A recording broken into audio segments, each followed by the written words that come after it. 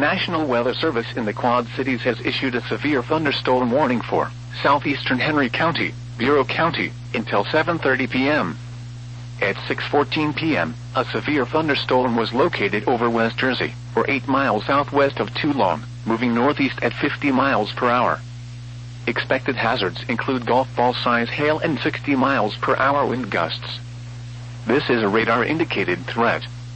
The following impacts are expected: people and animals outdoors will be injured. Expect hail damage to roofs, siding, windows, and vehicles. Expect wind damage to roofs, siding, and trees.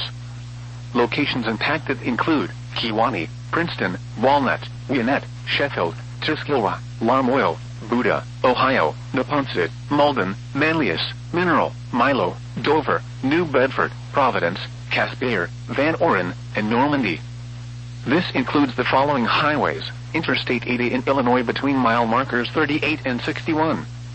Interstate 180 near mile marker 13.